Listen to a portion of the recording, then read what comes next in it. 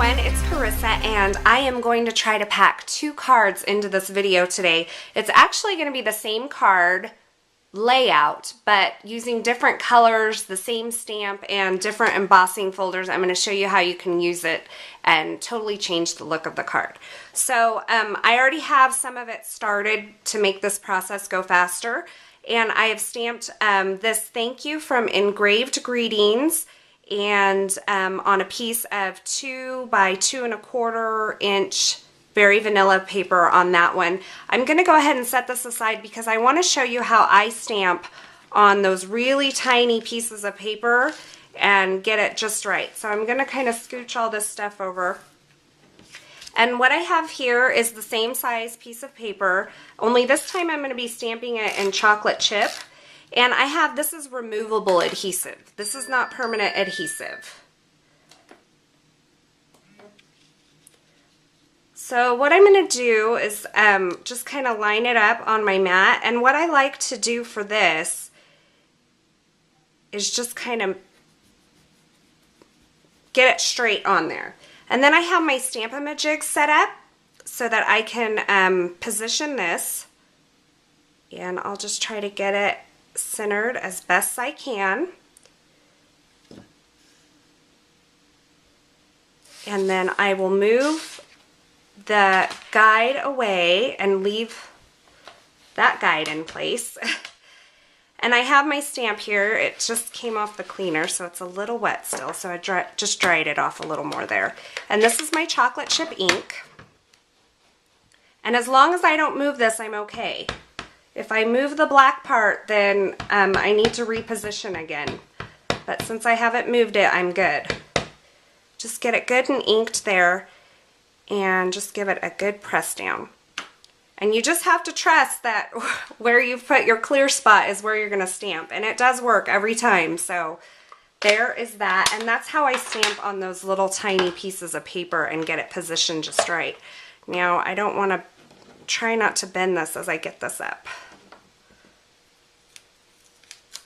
All right.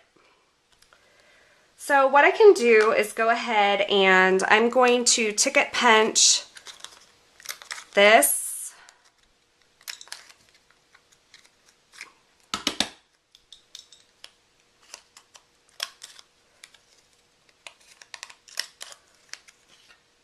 And then this is the mat that it goes on. It's 2 1/8 by 2 3/8. So it's just 1/8 of an inch larger.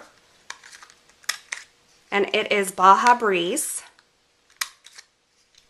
And I can go ahead, and I'm going to do that on both cards. So I may not show you both, but the whole way through, but I'm going to show you both cards in the end. I'm going to go ahead and mount this down. Remember that just because you have adhesive on the back of this, it's removable. So you want to go ahead and put your permanent adhesive down when you get ready to put it down on there for good. Excuse me, I have a sinus infection that I'm fighting here. So, and then I'm going to go ahead and put this piece onto this piece of chocolate chip paper, and it's cut at 2 1/4 by 2 1/2. And then I am going to take my paper piercer and I'm going to pierce holes. Oops, my paper piercer is coming apart.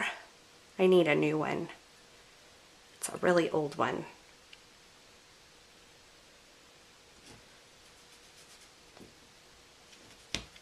Alright, so I have holes right there and there, and I can just take and put these brads in there. So there's that piece. And I'm going to go ahead and work on this same piece for the purple and black card.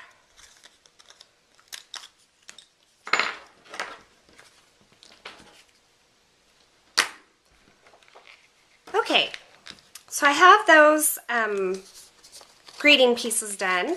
I'm going to bring in my card base and start working on that. This piece is cut at 4 by 4, and then this is 4 1/8 by 4 1/8, and the card will be 4 1/4 by 4 1/4. I'm going to go ahead and ticket punch this mat here. Ticket corner punch. And on this card, I have used the Elegant Lines embossing folder. I'm going to go ahead and mount this down to the black to give it some stability because I'm going to put a ribbon on it, and because of the embossing, it's a heavy embossing, so it kind of tends to want to warp up. So if I get it stuck down, it'll be easier for me to work with the ribbon.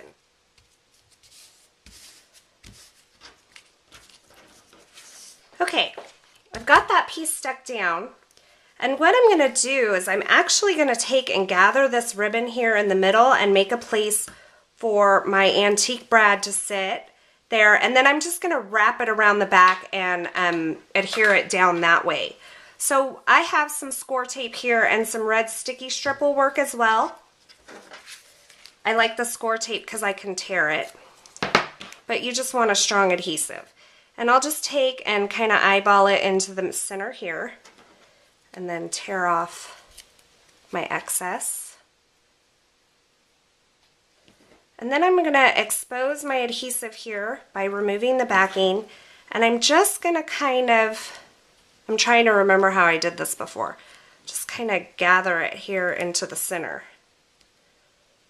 Kind of almost pleating it and then just smushing it really good together. There's probably an easier way to do this. Maybe a string or something. I don't know. I'm sure somebody will tell me. Okay, so I just want this really tight gather in the center. That's what I'm going for. And then I can take this, and I'm going to do this the same way on both cards. And I'm just going to adhere it down to the card.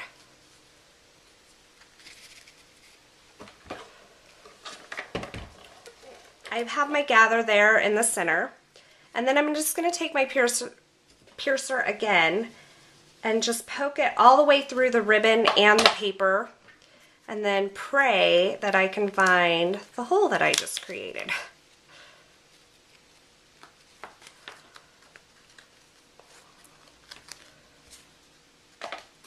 And I did. Ta-da! This is my crumb cake card base, and once again, this is a 4 1/4 by 4 1/4 inch card. So I have this here.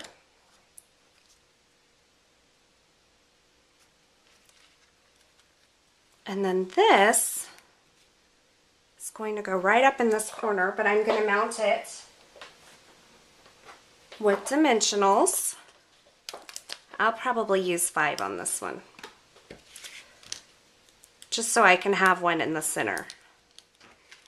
Okay, there's the purple and black one, and now I'm going to do the same steps on this one. On this card, I have the Northern Flurry embossing folder. This is in the Holiday Mini, and I love the snowflakes on here. The detail is just beautiful.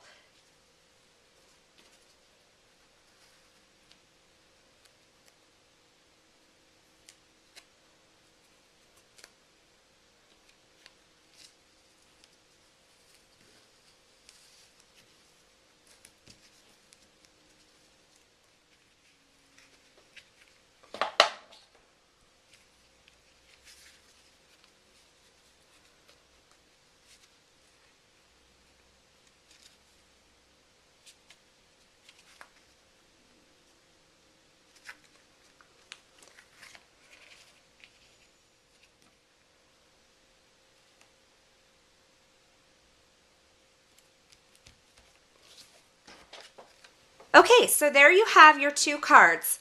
They look, I mean, the layout's the same, but you can see it gives it a totally different feel when you use different colors and different embossing folders. So I think this would make a great Christmas thank you, and this is just an all-around great thank you for a friend. So I hope you enjoyed this video, and thank you for watching. Have a good day.